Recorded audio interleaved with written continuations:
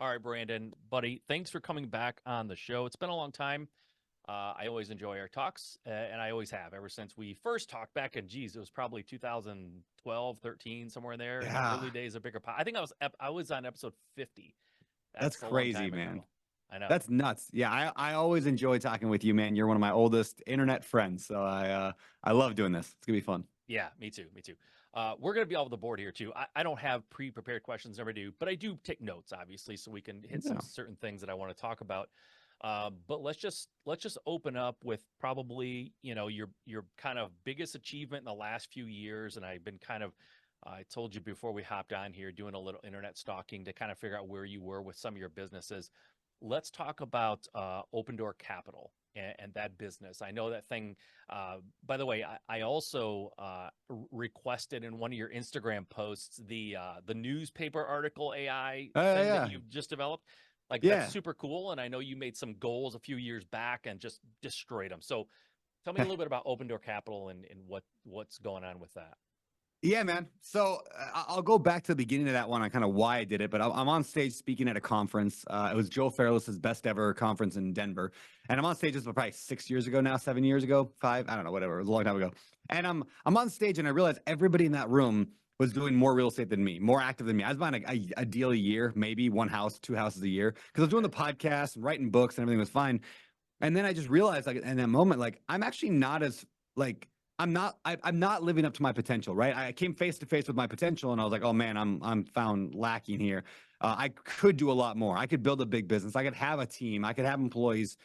I could shoot for something bigger. Not that I had to, but I could. So I left that conference wanting to deserve to be on that stage, not to be on the stage because I can sell Yeah. tickets because I'm Brandon from Bigger Pockets podcast.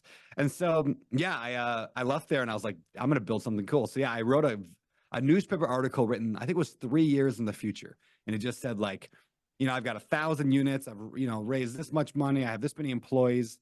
We bought $50 million of real estate was a big number, and I had maybe 2 million at the time, so I'm looking to like 25x in 3 years, and I'm like, I have no freaking clue how I'm gonna get there, Yeah. and Like that was the start where of do you get ODC. off thinking you're gonna have Yeah. that many units? Like who do you think you are, right?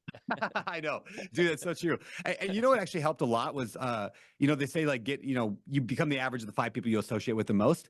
Yeah. And so I was starting to just hang out with more people that were just doing more volume. And a lot of it was just through the Bigger Pockets podcast, right? Like I interviewed guys like Grant Cardone, and I saw Yeah. what he was doing, or even guys like Chris Clothier, who was, doing the Memphis turnkey properties out there, Yep.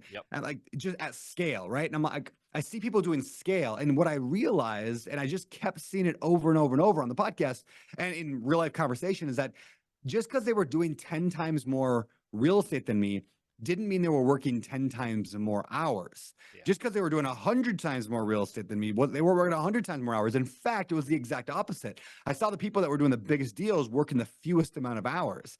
And the person buying their first duplex, like, and me in the early years, working 100 hours a week, trying to just get the thing stabilized. So there was some shift in perspective that had to happen there. And I'm like, if they can do it, I can do it. And just getting around those people definitely made it a lot easier. Yeah, I hear that so often that, it's not harder to have a bigger business. You don't have to work more hours. In fact, Yeah. that old saying where like the worst amount of rentals to have is one, Yeah, you it's know. so true. It's Yeah. so true, right? Like you have 10 So rentals, true, it's no man. harder, it's actually Yep. easier because you It's have easier. the capital to kind of get help and bring people in Yep. and build a team to your point, right? Yeah, I Um, once had one Airbnb, and it was the worst because it was like it's not big enough to have a manager. It wasn't big enough yeah. to have a contractor or maintenance person. I didn't even have a list of maintenance people I could call. It was just a mess. Yeah. But once I got more and more, all of a sudden it became easier. So you had a goal, I think you said, of getting to a Fif- thousand units, Yeah, which is 1,000 units. like, out of your mind crazy. How many, I Yes. know the answer to this, but I want you to say it. Yeah. How many units do you actually have now? So right now we're just over 13,000 units. So we did that in 5 years. So at the 3 year mark, though, the date that I set that goal, I wanted 1,000 units. I think we had 3 or 3,500 at the time. So we Okay. tripled that, but we 6x the amount of. So I said I was going to buy $50 million. We ended up buying $300 million, and now we've gone over we're right around $1 billion right now. How did So you yeah, it just decide? blew past the goal. and I know you're not exclusively this anymore, and maybe you Yeah. weren't from the beginning, but I think you might have been. Why mobile home parks? Why was Yeah. that your choice? Because like you said, you're around all these people doing all these things. I'm sure they were Yep. doing other things too. Yeah. Why did you pick that? Yeah, so mobile home parks, like I love to say this, they're not the best investment in the world. They're great, they're fantastic, but if like it's really hard to compare like mobile home parks versus Airbnb. Well, like that's really apples to oranges, right? It all works. Almost all real estate works, right? So at some point, and I read this line in a book, and it said it's often more important that you decide than what you decide. Because indecision is a choice, right? Indecision is a choice to not take action. And so for years, I wallowed in indecision of like, I don't know what the right thing is. I don't know what it is. And finally, it just like hit me like a ton of bricks saying, I don't need to know what the perfect thing is. I'm not a guy on a beach with a metal detector looking for my destiny out there. Like I'm an artist. I'm like out of paint. I can paint whatever I want. And so I was like, you know what? I'm just going to go all in on something. I said, I'm going to decide. And it was that weekend when I was at this conference. I'm like, I'm just going to pick something and go with it. And I thought, what sounds fun? That was literally the prompt I gave myself. What sounds fun? Mm, And I thought back to all the interviews I've done on the podcast and all the interviews I've heard and other podcasts I've listened to. And every time a mobile home park guy talked, I was always like, hey, that sounds super cool. It just, there was yeah, no other logic behind it than that sound. Now, there's a million ways to justify it. And I do think it's a great investment, but I didn't choose it because I did some super long analysis on what the best investment in America is. I just yeah, picked one and I went with it. And when you go all in on something and you add expertise, that's the best investment. It's the one that you're all in yeah, on. for sure.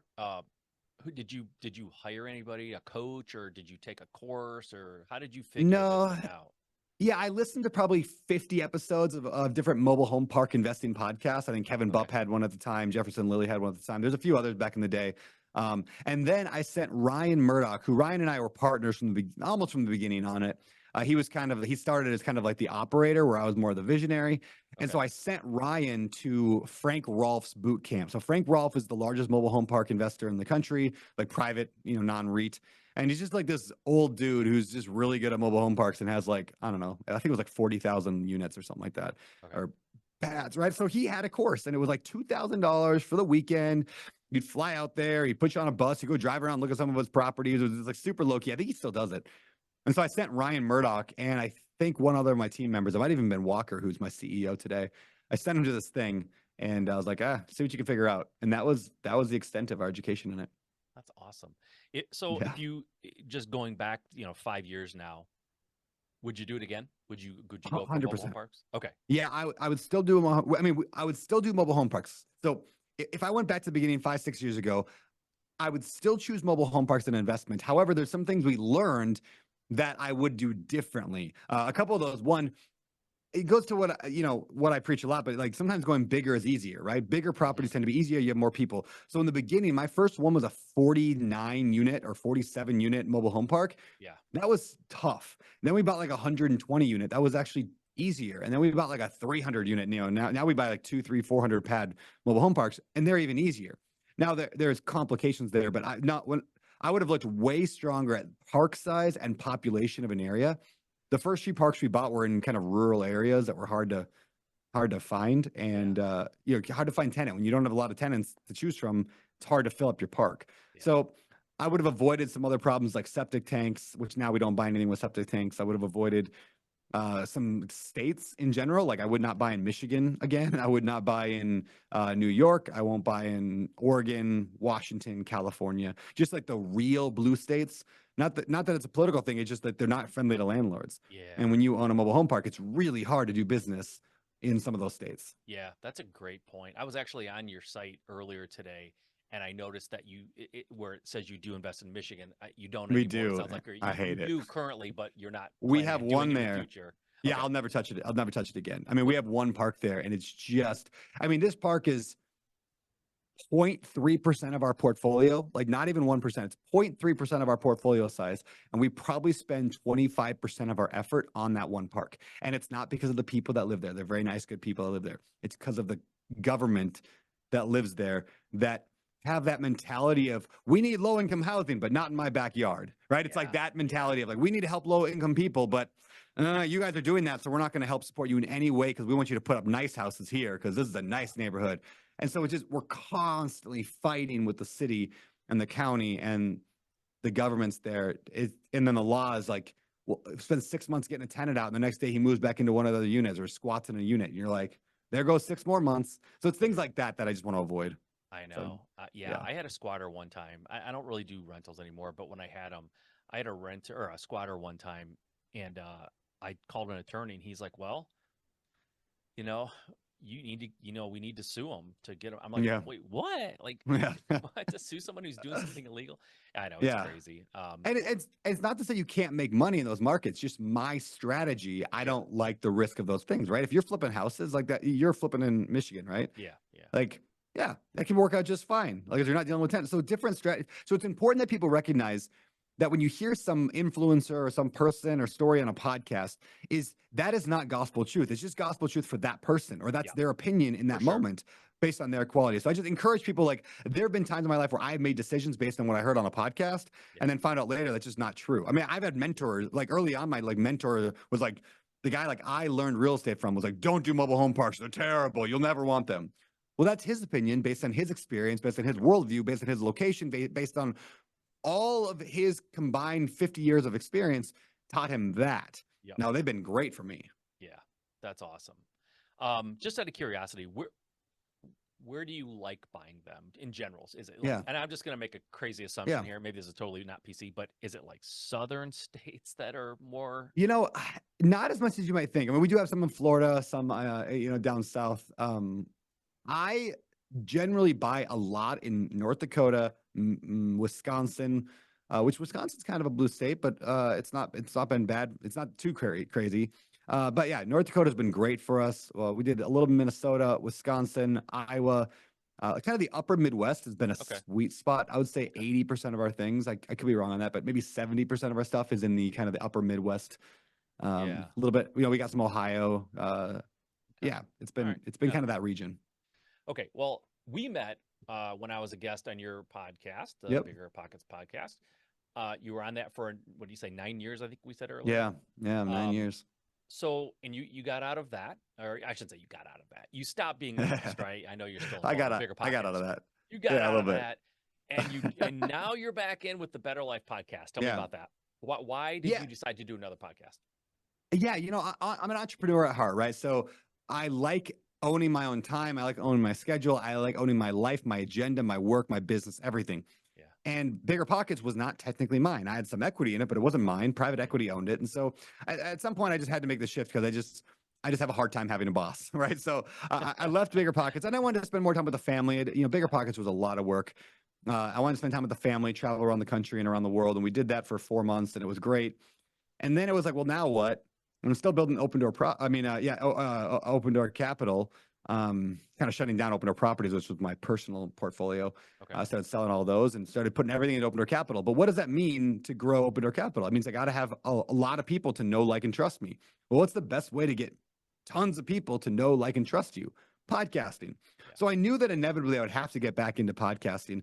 I tried when I launched the Better Life podcast, which ironically started from a song. So I have a buddy named Derek, two buddies, Derek and Mark. They were in a band, they still are, but they were in a band 12, 13 years ago. They started this band, and they were resident managers at my very first like multifamily property. Like they had a 24 unit, they were resident managers there, and they wrote a song called Better Life. And it was a super catchy song. And I remember at the time, I was like, this would make a great podcast someday.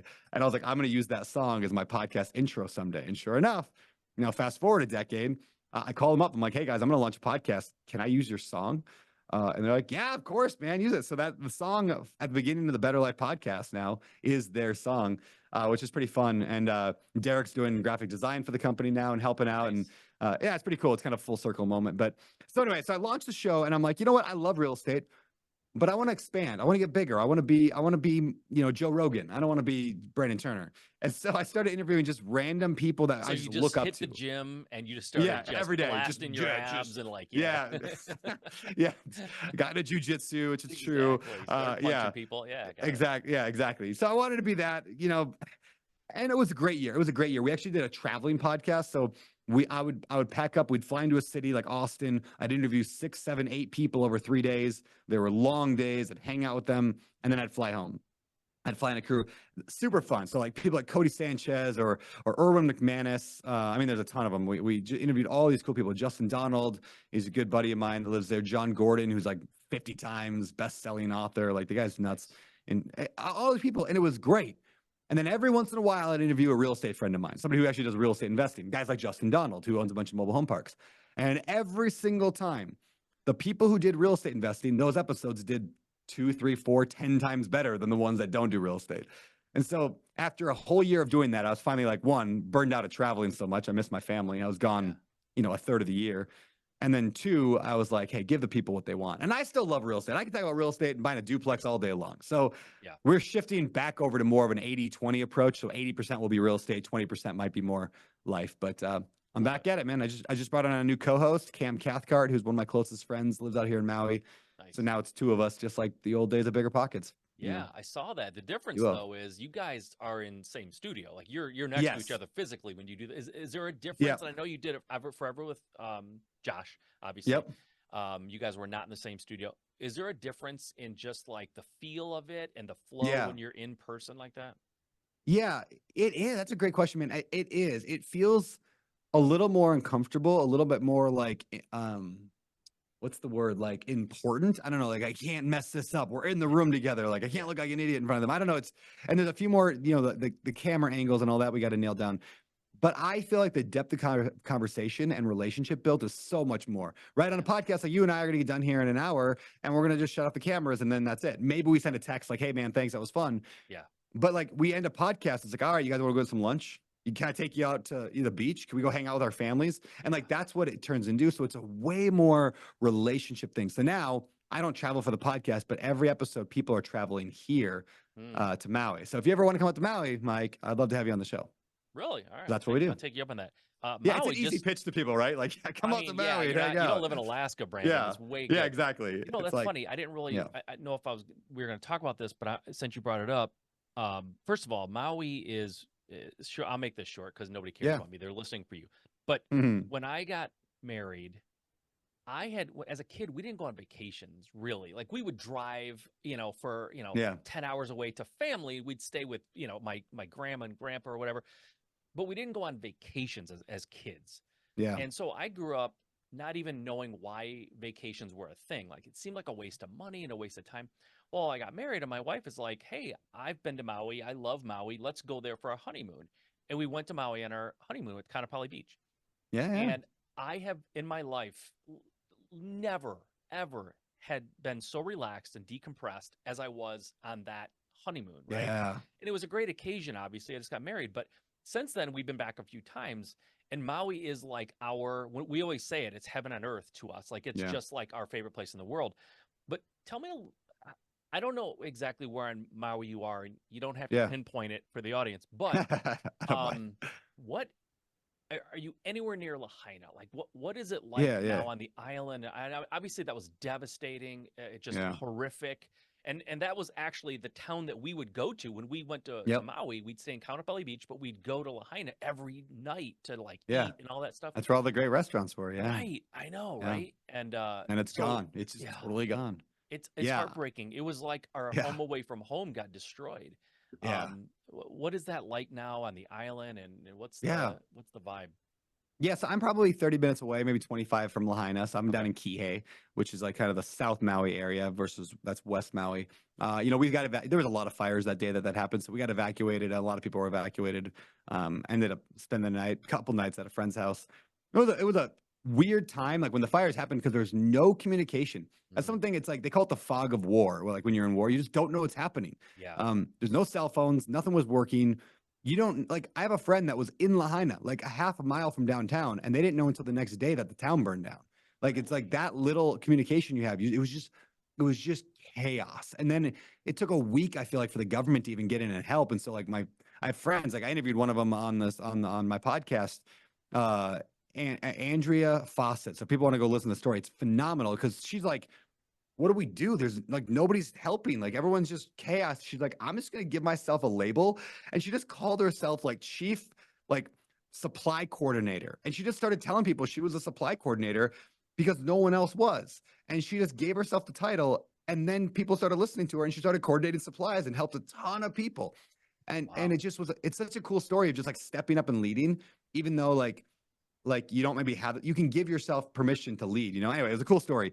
Yeah. So Lahaina today, so the fire is obviously devastating. 100 people, give or take a few, died in the fire, which is better than the 1,000 we thought we were hearing. I mean, there were rumors of over 1,000 people and hundreds of Yeah. kids, and ended up being a whole lot better than anyone expected. It's still 100 people is still terrible, and it's the worst natural fire in American, like, the last 100 years. But uh the town's just gone. I mean, the whole downtown is just gone flat. The whole downtown, like, classic area. So, you know, it it is gonna sound weird, but there's almost no difference anymore. Like, you almost don't notice it, except for the fact that every once in a while, yeah, I'll go like, oh yeah, we should go eat at.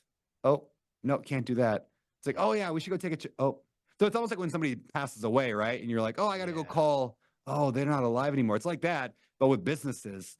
Um, it's weird. I actually drove by downtown Lahaina for the first time just like 3 days ago. I'd never actually driven like down into it, or near. You can't really go into it because it's still a lot of chemical crap down there, lead-based paint and everything.